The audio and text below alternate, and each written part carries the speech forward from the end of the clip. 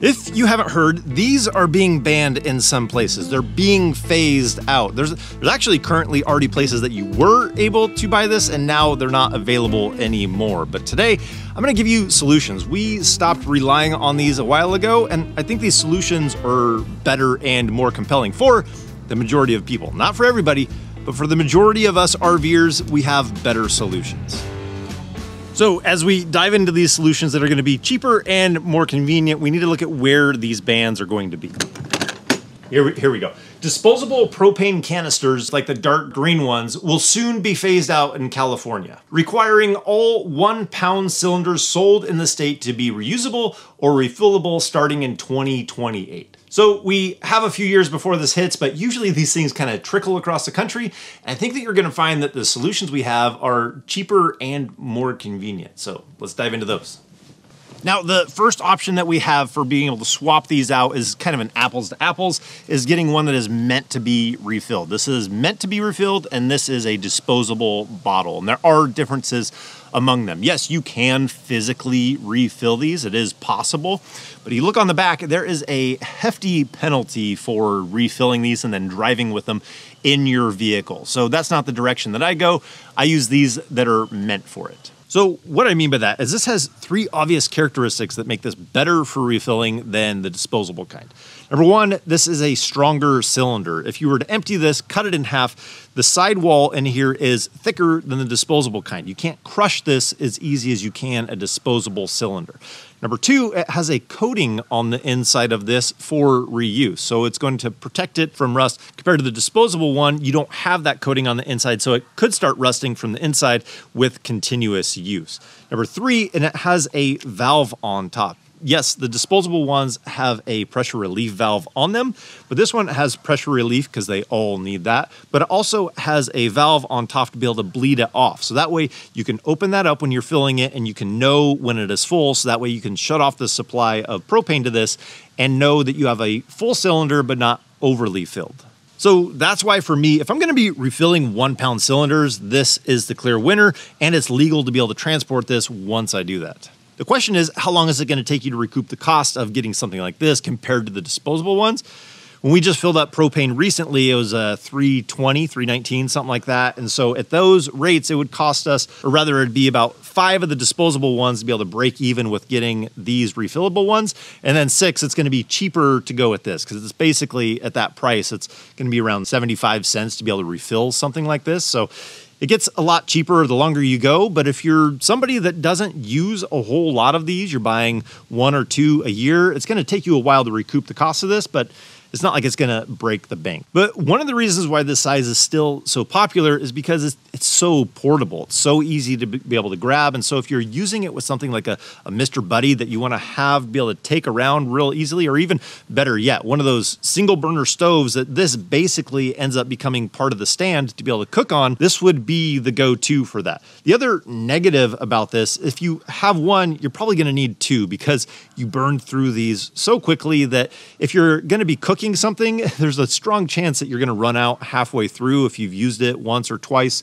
And then you're going to need a second one to be able to swap to, because if you don't have enough fuel to get through cooking, it's just kind of a disaster. So that's just some of the trade-offs that you have with the extreme portability, but also the kind of the pain points that come along with this. So I'm going to show you how to refill this using this cylinder, but I also want to show you some of the other solutions that we have to choose from that kind of take away some of the pain points that this one has. These next 2 are actually my preference, and the first one is this little guy. So this is a 5 pound cylinder, and it is really small, but it has 5 times the capacity of the 1 pound cylinders. So all the advantages that you would think would come with that is it lasts longer, it's not going to freeze up as easily. You can fill this up at any of the bulk propane places where you fill up your normal barbecue tanks. So this guy comes in really handy. So this one is from eTrailer, and you might be surprised because they actually have a lot of propane accessories that you can get there. So you can get this 5 pound guy. They also have a 10 pound cylinder, and they have so many other hoses and fittings and regulators and tie downs. And The list goes on and on. It's definitely worth checking out if you're looking for solutions for RVing. They have a lot of stuff, but this is the 5-pound cylinder, and it's a great size for having something that you want to keep extremely portable, last a little bit longer, and get away from the disposable cylinders. But here's the thing with these is you need a hose to be able to connect this to your small portable device. So when you get these, they come as a kit. So they come with a hose. The one end connects to obviously the propane cylinder, and then the other connects to your device. But this company is trying to make it extremely easy to be able to switch to this rather than the disposable ones.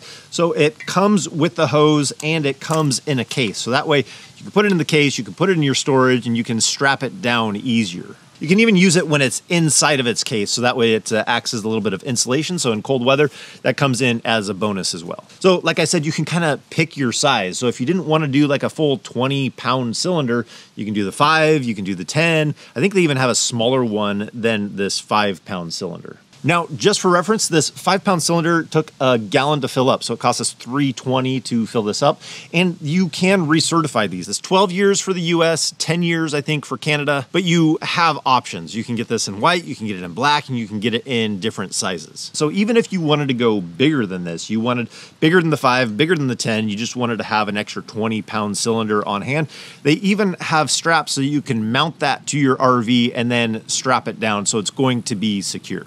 So yeah, handy little option to get away from the disposable ones having this.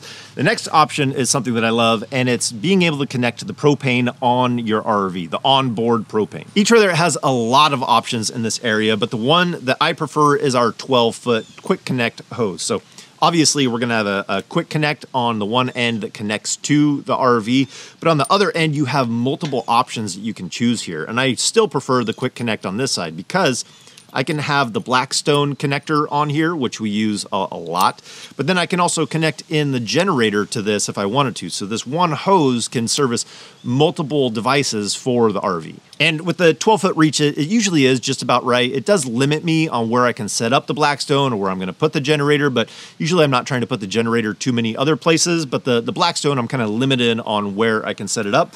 But I don't have to move any tanks around or anything. I just grab this hose, connect it in, and I'm up and running.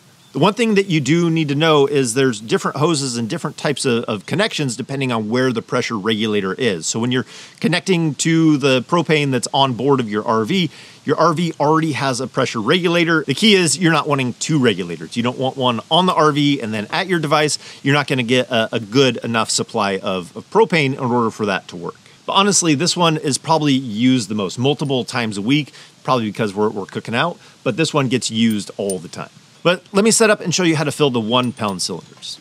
So it's really only going to take a couple of minutes to fill this up, and there are options out there for equipment. This stuff is my preference. I do prefer the hose. I like the flexibility of it, and there is a stand out there, but I just use a tote so I don't have to have anything extra on hand. It's almost the perfect height for being able to fill this up.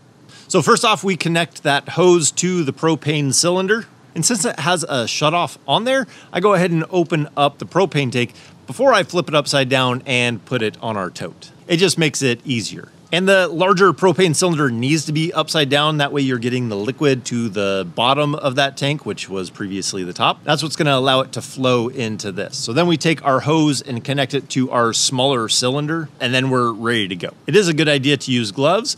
We open up the valve to let the propane start flowing, and we open up that bleeder valve or level indicator to be able to find out when the propane is going to be full. So with the first sign that we see propane coming out of there, we shut it off and close both valves. We can then disconnect our hose, and if we have more than one of these that we need to fill up, we can connect the next one and do the same procedure. But when we're done, we can turn the main cylinder back upright, try and drain some of that liquid propane back into the tank before we disconnect it, and that's about all there is to it. You now have propane in a 1-pound bottle ready for you to use. But with these solutions, it should arm you with the information to be able to figure out what's going to suit your needs. Links are going to be down in the description. Definitely worth checking all those out. So I think that's going to do it for today. I hope you guys enjoyed this video. Hope that it helped you out in some way. So as always, if we don't see you on the road, hopefully we will. See you next video. Take care.